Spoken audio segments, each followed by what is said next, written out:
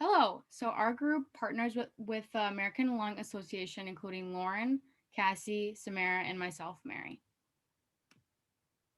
So the mission statement focused on defeating lung cancer, creating a tobacco-free future, having clean air for all, and improving the quality of life for those with lung disease and their families.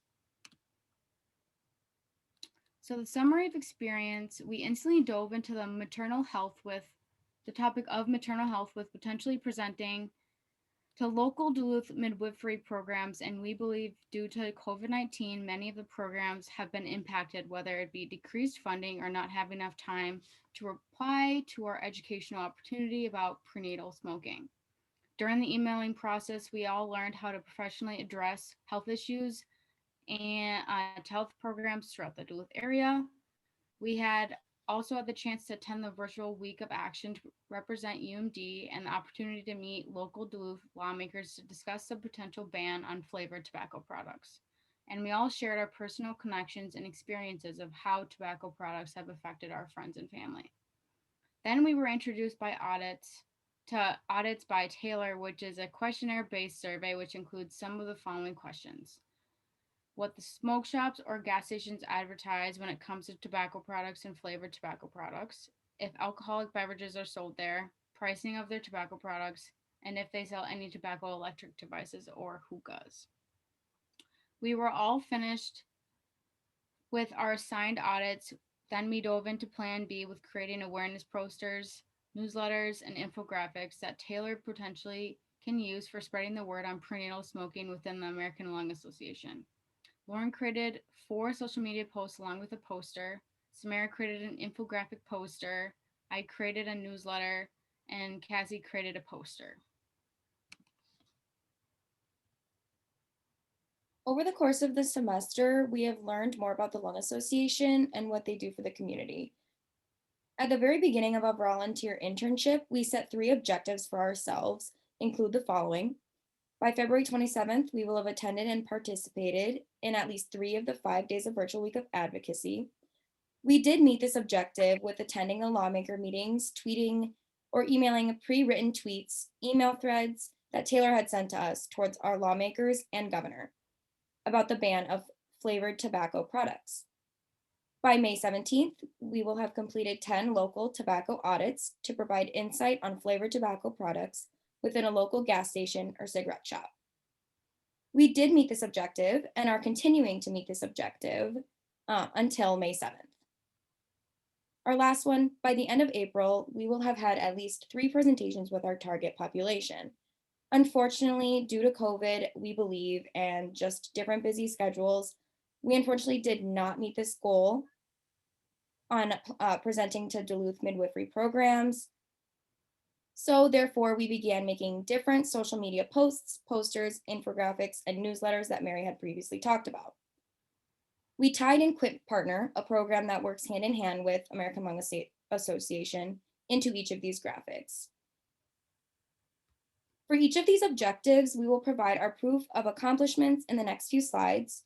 Reaching these objectives, we have supported this agency's mission by creating a tobacco-free future by attending the lawmaker meetings, the Week of Action, and improving the quality of life for those with lung disease and their families by finishing up the audits to hopefully stop the sales of flavored tobacco products. This is a little bit of an overview of the accomplishments we have now made during our time with American Lung Association. We have completed a total of 7 projects that will be shown next. We took part in Week of Action that consisted of different tasks and meetings to move towards a smoke-free generation, attended lawmaker meetings to share our stories and why we need to stop the sale of flavored tobacco products, and will continue to complete a total of 40 audits in the Duluth area. At the beginning of this semester, as you've heard, we have planned to create professional presentations addressing maternal and child health and smoking with community partners in the Northland. Our first few weeks of the semester, we've reached out to over a handful of community groups focused on maternal and child health. Sadly, we did not hear back from anyone, and because of this, we switched gears to making infographics, posters, and newsletters based off of Quip Partner information and other reliable resources. At the moment, we are still working on these, but here are the ones that we have completed. So this one was created by Mary. It's a newsletter. It discusses prenatal smoking issues within the US with stating the at-risk groups, the prevalence rates, and why women smoke, the difference between firsthand versus secondhand smoking, and how they are both harmful. It also goes into what negative effects that smoking has on unborn children. Our next posters were created by Lauren.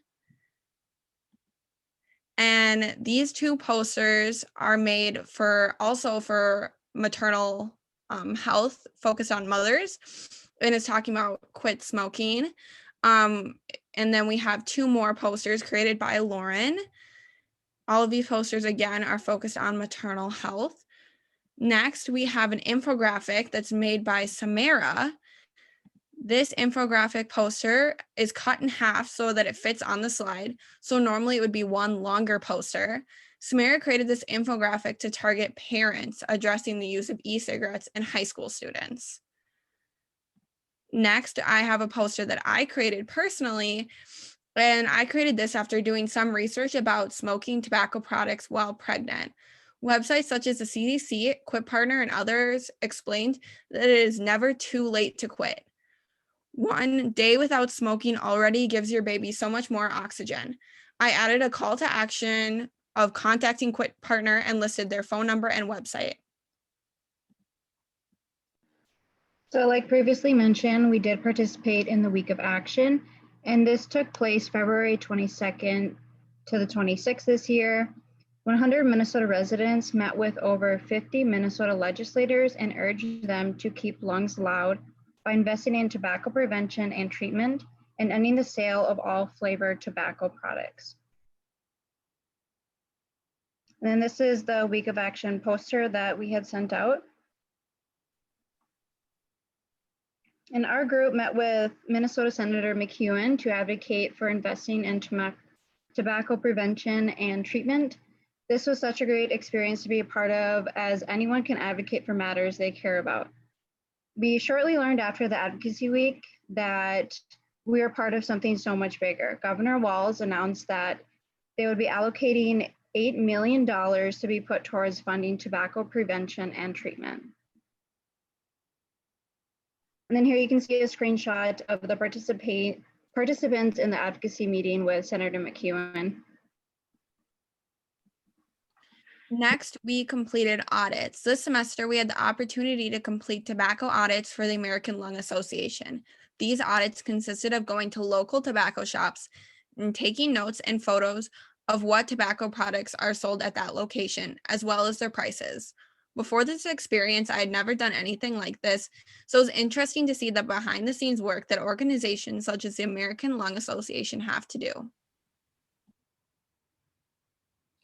So here are some of the areas of responsibilities that we did throughout our experience at the American Lung Association. So I'll state a couple on the right side of the table. So we identified existing and available resources, policies, programs, practices, and interventions. We identified priority populations. We established the rationale for the intervention. We communicated findings by preparing reports, presentations, and by any other means. So during our experience, we focused on the social cognitive theory. So what does this theory consist of? So the social cognitive theory describes the influence of individual experiences, the actions of others, and environmental factors on individual health behaviors. This provides opportunities for social support through instilling expectations, self-efficacy, and using observational learning and other reinforcements to achieve behavior change. So some key components of this theory is self-efficacy, the belief that an individual has control over and is able to execute a behavior, behavioral compatibility, understanding and having the skill to perform a behavior, expectations, determining the outcome of behavior change, expectancies, assigning a value to the outcome of behavior change, self-control, regulating and monitoring individual behavior, observational learning, watching and observing outcomes of other performing or modeling the desired behavior, and reinforcements, promoting incentives and rewards that encourage behavior change. When we were creating our projects for this Links internship, we used this theory with researching about why pregnant women smoke, how their environment can negatively affect their behavior, and how we can educate this target population, realizing how important it is for them to change their behavior with considering the 7 key components related to this individual behavior change theory. So, some of our biggest takeaways from this semester, for me personally, it was never giving up. After we did not get responses from community members, it was hard to see where the rest of our semester would go. Even though the presentations did not work out, I was able to get involved in things I never thought I would do, such as audits and lawmaker meetings. Those experiences were really exciting to be a part of, and I'm glad I was able to do them. The biggest thing that I learned is that if there is a will, there is a way. When our plan A fell through with doing a presentation for midwifery programs, it took a hit to all of us team members because we didn't know where to go from there. In turn, we got creative and ended up creating awesome individual projects with infographics, newsletters, and call to action posters to share with our mentor Taylor so she can potentially use them for the American Lung Association for maternal health program in the future. I will use these creative project skills in my future career as I create and implement my own health and wellness programs throughout my local community. So, my biggest takeaway was definitely thinking outside the box. I believe I'm someone who is very passionate about maternal and infant health, and so um, that this organization is mainly about lungs and smoking and everything associated with that. I was definitely something that I wasn't sure I would excel in. I love that my group and I came up with ideas on how we could incorporate the maternal side of smoking into this volunteer internship. Even though it did not go as planned in the beginning, I think our outcomes of our projects show and really increase my passion to maternal health as well. My biggest takeaway from the semester was learning to be perseverant and how to be creative. When we realized that one of our objectives was not going to be met, we had to become creative and figure out how we could still advocate for the population we wanted to reach. Additionally, I learned that the power of using our voices is something that anyone can do, and reaching out to legislators to change health behaviors to better human health in the community. Our biggest challenges this semester, which we have also spoke about earlier, was first having no responses from community members. It was disheartening at first to get no responses, but then we had to switch our focus to something we could control, creating infographics, posters, and newsletters with the same information we would have had in the video, or we would have had in the presentations that semester. Another problem we had, which was inevitable, were all the challenges because of COVID. These challenges included not being able to ever meet in person. Because of this, we were never able to do in-person volunteering with the American Lung Association. We also determined that a reason for no responses from community members may have been due to COVID-19. Also, because of COVID this semester, it has been hectic when it came to our personal and academic lives. We have all been drained physically and emotionally, as probably a lot of people have been this semester.